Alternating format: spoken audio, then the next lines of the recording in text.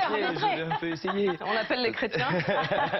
Je vais essayer d'arbitrer. Déjà, quand on parle d'allongement de la durée de retraite pour les femmes, on a l'impression que toutes les femmes aujourd'hui partent à 62 ans. Excusez-moi, encore une fois, les femmes aujourd'hui, une femme sur 4 quasiment, part à 67 ans. Donc, moi, je veux bien entendre, et même si je suis pour une réforme sur un système universel par points, ça ne veut pas dire forcément que je serai pour la réforme qui sera mise en place demain. Il y a des nuances. Mais je ne peux pas entendre dire ou laisser entendre dire que le système aujourd'hui serait parfait et que les femmes partent à 62 ans. Une femme sur 4 qui part à 67 ans, c'est quand même un vrai problème. Demain, normalement, on pourrait avoir, on verra s'il y aura l'instauration d'un âge pivot ou pas. Pour l'instant, on n'a pas d'informations parce qu'on parle quand même d'un rapport, on ne parle pas d'un projet de loi. On n'a pas une ligne d'un projet de loi. Mais imaginons qu'il y ait l'instauration d'un âge pivot, comme on peut entendre par exemple. Si on a un âge pivot autour de 64 ans, ça voudrait dire qu'à ce moment-là, il n'y aurait plus aucune décote après 64 ans. On pourrait quand même gagner 3 ans. Donc ce qu'on pourrait perdre d'un côté, on pourrait gagner de l'autre. J'essaie d'avoir un regard assez objectif. Et sur le discours des 25 dernières années, pardon, des 25 meilleures années, qui sont d'ailleurs dans le système actuel souvent les 25 dernières années, parce que ce sont des carrières qui étaient linéaires. C'est un monde du travail qui est un peu dépassé aujourd'hui. Aujourd'hui, c'est terminé de rentrer dans une entreprise à 20 ans, de partir à 62 et d'avoir une carrière progressive et linéaire. D'ailleurs plus vrai chez les hommes que chez les femmes. Justement, aujourd'hui, c'est les 25 meilleures et pas les 25 dernières. Oui, mais je dis aujourd'hui, les 25 meilleures dans le système qu'on a en France sont souvent les 25 dernières. Oui. Souvent. Pas forcément. Parce qu'on a des carrières souvent assez linéaires. Dans le monde de travail de demain, c'est des changements de statut 4-5 fois au cours de sa carrière. Quand aujourd'hui vous faites un peu de salariat, un peu de chauffeur Uber, un peu de micro-entrepreneur, et puis qu'à la fin vous passez un concours pour devenir fonctionnaire, et que vous arrivez à la retraite avec 4 statuts différents, vous avez une retraite qui est juste catastrophique. Alors ça, on pourra le changer. Voilà, alors que si c'était par points, ce serait comptabilisé, chaque période de travail est comptabilisée avec les points, par des points. Et donc, voilà, il faut que... Avec les 1000 euros, n'oublions pas les 1000 euros. Les 1000 euros pour les carrières complètes. Avec le micro pour une carrière complète. Qui est revu, qui est à mon avis un vrai point fort, mais si à la limite on restait dans un système où on dit voilà, on rentre dans le travail à 20 ans, on reste dans la même entreprise et on part à 62, honnêtement, le système actuel, il n'y a rien à faire, il n'y a rien à changer, il est parfait. Je pense qu'on soit d'accord ou pas, moi je ne suis pas forcément d'accord sur ces évolutions, mais au bout d'un moment il faut les constater. Quand on voit ça, il y a des choses qu'il faudra faire et le régime universel peut quand même compenser. Après, jusqu'où le gouvernement sera capable d'aller dans les compensations. Par exemple, on demande que le point soit stabilisé, qu'il ne puisse pas baisser. On demande des tas de compensations au niveau des salaires, parce que l'une des compensations pour les enseignants, pour une partie de la fonction publique qui n'a pas de prime, ça sera aussi de dégeler l'indice de la fonction publique et d'augmenter les salaires. Pareil pour les enseignants. Qu'est-ce qui sera mis de l'autre côté en compensation? C'est ça le vrai débat. Je pense que ce n'est pas sur la réforme en elle-même, c'est sur les compensations. On va retrouver Constance Le Grip dans un instant. Olivier Babot. Oui, c'est évidemment très compliqué, parce qu'en France, on mêle 2 types de solidarité. Il y a d'abord la solidarité avec nous-mêmes, c'est-à-dire que la retraite, c'est en fait une réponse au problème des préférences intertemporelles, comme on dit chez les économistes. C'est-à-dire le fait que, naturellement, on ne jouerait pas les écureuils en mettant des petites noisettes de côté pour nos vieux jours. Et donc l'État nous dit, mais si, faites-le, je vais vous forcer à le faire même. Voilà, c'est ça le système de retraite, c'est on vous force à être solidaire avec vous-même, quand vous ne serez plus aussi jeune. Et le deuxième étage de la fusée, mais qu'on confond et qui fait qu'on ne sait plus de quoi on parle, c'est la solidarité nationale. C'est-à-dire le fait qu'on va mettre des systèmes de compensation pour des gens qui n'ont pas de revenus suffisants pour éviter l'extrême pauvreté. Qu'on va mettre des systèmes pour compenser une pénibilité qui aurait fait qu'on n'aurait pas pu travailler aussi longtemps, etc. Et donc c'est le fait qu'on va mixer les deux qui fait qu'aujourd'hui, on ne sait plus très bien et on a tous l'impression qu'on a tous envie de travailler aux dépens du travail des autres. Alors que la réalité, c'est que fondamentalement, notre travail dans notre vie active, c'est l'argent consommé de façon fictionnelle, puisque c'est pas comme ça que fonctionne ce système de répartition, l'argent consommé pour plus tard de côté, et donc celui qui va cotiser beaucoup va avoir beaucoup à la fin. C'est une logique en fait absolue de noisette d'écureuil, si vous voulez. Le reste, c'est la solidarité nationale. Voilà. Constance Le Grip, vous avez entendu, y compris pour des carrières de femmes aujourd'hui qui bougent, les points, ce sera comptabilisé. En revanche, effectivement, on peut avoir d'autres questions, bien sûr. Sophie Binet les posait sur les mères de plus de 3 enfants ou sur les mères en général. Mais le rapport au travail, la comptabilisation du travail sera différente avec les points. Clairement, la comptabilisation sera différente. La question du point débouche immédiatement sur la valeur du point. Et nous appelons instamment l'exécutif à prendre des engagements très clairs pour ce qui est de la valeur du point. C'est tout de suite l'interrogation qui est posée. Moi, je voulais revenir sur l'importance que nous attachons, nous, les Républicains, aux droits familiaux. Je crois comprendre d'une ou deux phrases prononcées par le Premier ministre hier qu'il a entendu certaines des alertes que nous lançons, que de nombreuses associations familiales ont lancées, que la CFTC également a pu lancer et qu'il a pris des engagements pour un maintien pérenne de ces droits familiaux. Ça veut bien dire qu'il y a peut-être tardivement, mais néanmoins nous entendons le discours, un début de commencement de prise de conscience que, en l'état des propositions du rapport Delvoye, il y a un véritable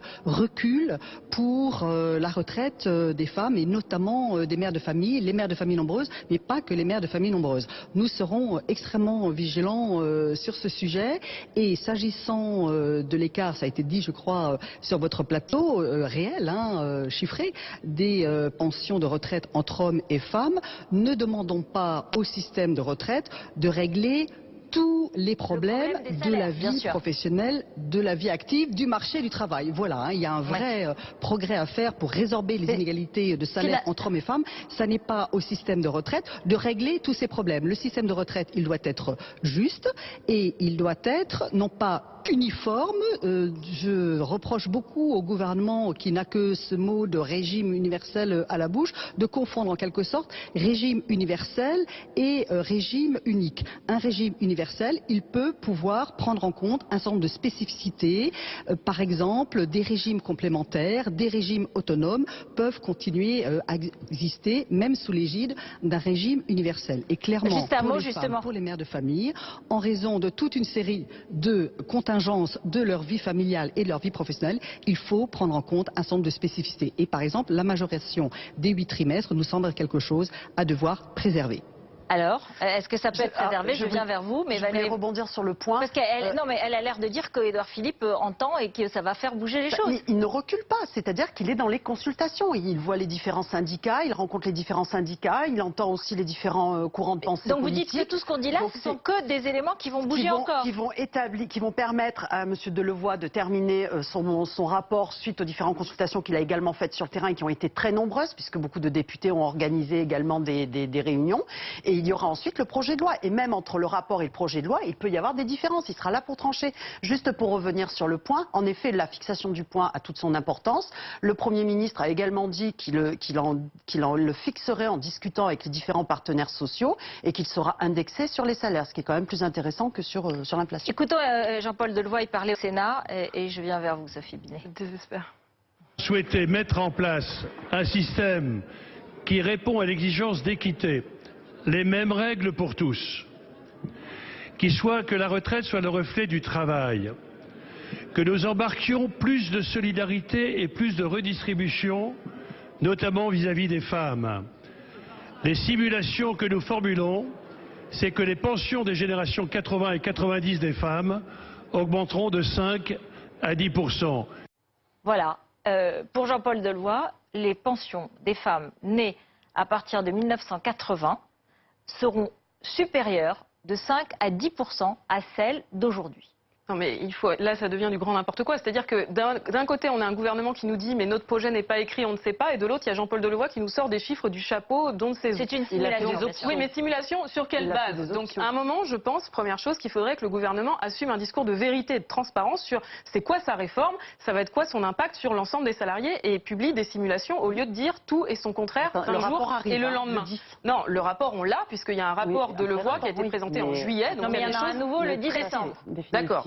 Deuxième chose que je voulais dire, c'est que cette réforme sera structurellement défavorable aux femmes. Pourquoi? Parce qu'elle prend en compte toute la carrière et plus les meilleures années, et que ça, c'est très défavorable pour les carrières heurtées. Deuxième chose, c'est que la réforme sera défavorable parce qu'elle bloque les ressources et elle conduit à soit baisser le niveau des pensions, soit allonger la durée de cotisation.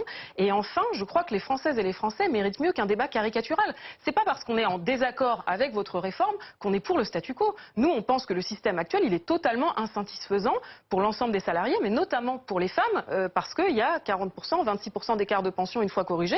On pense qu'il faut supprimer la décote, revenir sur les 10 meilleures années, avoir des surcotisations sur la question des temps partiels. Et comment est-ce qu'on finance tout ça? Eh bien justement grâce à l'égalité salariale. Réaliser l'égalité salariale, ça permet de faire rentrer plus de cotisations dans les caisses et donc d'avoir des ressources pour payer de meilleures retraites. Finalement, quand est-ce qu'on sanctionnera enfin les employeurs et qu'on les mettra à contribution pour faire rentrer de l'argent dans le système de retraite? Ce débat sur les retraites, il peut nous permettre déjà d'avancer sur aujourd'hui. C'est-à-dire qu'il peut permettre d'avancer aussi sur le débat sur les salaires, sur l'avant-retraite d'une certaine façon. Forcément, puisque par exemple sur les enseignants, il y a un discours de Jean-Michel Blanquer, on verra ce que ça donnera, qui dit comme il n'y a pas de prime ou très peu de prime pour les enseignants, il y aura une obligation d'augmenter le salaire des enseignants pour que les retraites par points soient équivalentes à celles des autres fonctionnaires, par exemple. Oui. Donc en fait, est-ce que c'est ça auquel on va arriver? Avec la discussion, le débat dans le fond auquel on assiste aujourd'hui, sur lequel vous nous dites ça va encore changer, ça va encore bouger, peut-être qu'on va obtenir des satisfactions sur des domaines qui déjà sont inquiétants aujourd'hui. Olivier Bavot, il faut revenir sur un point clé, c'est le blocage des ressources. Moi, c'est là-dessus que je veux entendre le gouvernement. Pourquoi cette règle d'or de blocage des ressources alors que nous savons que le nombre de retraités va augmenter de 30%? Olivier Bavot. C'est ça la question. On est tous dans le même navire sur cette retraite, c'est-à-dire qu'il y a un moment donné où l'argent qui va être versé, encore une fois, c'est l'argent qui est versé par des gens à un moment donné. Vous avez des pensionnés qui touchent parce qu'il y a des cotisants. Et donc soit les cotisants payent plus, soit les pensionnés ont moins. Ou soit vous faites payer la différence par le déficit, mais c'est une façon de faire payer, d'être une autre version de la clause du grand-père, qu'on peut appeler d'ailleurs plutôt clause du petit-fils, c'est-à-dire faire payer plutôt aux plus jeunes, voire aux gens qui ne sont pas nés, parce qu'ils ne risquent pas de s'exprimer, le déficit d'un système qui doit à un moment donné être équilibré. Alors, il y aurait une très bonne façon de l'équilibrer aussi, si on est dans les solutions faciles, c'est de supprimer le chômage. Parce que si vous n'avez plus de chômage, vous avez plus de cotisants, effectivement, vous êtes à l'équilibre. Augmenter les cotisations, c'est simple, et nous, on est pour. On a fait le calcul pour avoir la retraite à 60 ans, avec 75% de taux de remplacement, il faut augmenter de 10 € par mois les cotisations pour un salaire de 2 500 €. 10 € par mois, dont 6 à la charge de l'employeur. Pourquoi est-ce qu'on ne peut pas parler de ça? J'ai aussi une solution pour réduire on peut parler, je suis pour, là comme ça je ne répondrai pas, mais en tout cas on peut, attendez, l'économiste peut-être, mais ce qui est certain c'est que toutes les discussions encore une fois sont ouvertes. Et je tiens encore à dire que les personnes qui sont proches de la retraite ou celles qui ont acquis 100% de leurs droits ne verront aucun changement. Donc il faut également rassurer les personnes qui sont déjà... Oui, là on parle des générations. Dans le rapport Delvaux, on parlait des générations à partir de 1963, nées à partir de 1963. Ce qu'on comprend petit à petit, c'est qu'on va partir un peu plus loin, ça va aller à 73, à 75, enfin on va bouger. On va sacrifier la jeunesse. Il va y avoir des phases de transition. On comprend ça en tout cas. On va aller plus vers des gens nés plus tard, effectivement. Et qui sont plus ouverts aux discussions, parce que déjà quand vous demandez à un jeune, il est déjà persuadé que de toute façon il n'aura pas la retraite plus tard. Oui, donc c'est sûr que si on le baisse encore plus, on ne veut pas le baisser, on veut rendre un système juste et équitable. Et donc pourquoi avoir des modalités de transition dans ce cas-là? Si c'était une bonne réforme, dans ce cas-là, on réclamerait tous à l'avoir. Et donc on sacrifie les jeunes en fait. Non, parce qu'il y a des systèmes de retraite. Juste sur le déficit, on n'a pas aujourd'hui un problème de dépenses, on a un problème de recettes. Il y a quand même eu aussi certaines réformes qui sont passées, je pense notamment avec la loi Pacte, qui a donné des exonérations et donc de l'argent en moins qui rentre dans les caisses. Donc c'est aussi une autre façon de penser. Toujours on entend il y a un problème de dépenses. C'est moins un problème de dépenses qu'un problème de recettes. Tout à fait. Donc ça, c'est qu'il faut quand même aussi pouvoir le dire. C'est assez important. Après, je pense, oui, que dans cette réforme, il y a aussi des moyens de... Pas forcément la clause du grand-père ou la clause du petit-fils, mais il y a aussi des réserves. Elle a l'air exclue. Je rappelle qu'en 91, on a créé... Pourquoi on ne dit pas celle de la grand-mère et celle de la grande-fille d'ailleurs, de la petite fille? Allez, on va changer un peu. Mais non, parce que quand c'est pas bien, c'est masculin justement. C'est pour ça qu'on dit grand-père. Quand c'est pas bien, c'est masculin. Non, mais juste pour vous dire qu'il y a quand même un fonds de réserve de retraite qui a été créé en 1991 justement pour pouvoir, sous l'ère Jospin, pour pouvoir passer le cap de la démographie des années, alors 2025 pas tout à fait, plutôt 2030-2035. Ce fonds de réserve donc n'est plus alimenté depuis la réforme Fillon, mais continue d'ailleurs à rapporter de l'argent parce qu'il y a des placements. 37 milliards d'euros dans ce fonds de réserve créé pour passer le cap de la démographie. On pourrait aussi un peu l'utiliser quand même pour pouvoir absorber les premières années de déficit. Merci beaucoup à tous les quatre. Voilà, c'est une réforme en évolution, perdante ou gagnante. On verra notamment ce rapport du 10 décembre. Entre-temps, il y a la grève du 5 décembre et ses suites. On verra aussi de quelle façon ça infléchira le discours du gouvernement. Restez avec nous, on continue à en parler parce qu'on se demande avec Alain Duhamel et Eugénie Bastier du Figaro, comment réagit la droite sur ces questions. Est-ce qu'elle est dépassée? Et comment réagit le Rassemblement national qui dit soutenir la grève mais qui en même temps ne veut pas aller aux manifestations? À tout de suite.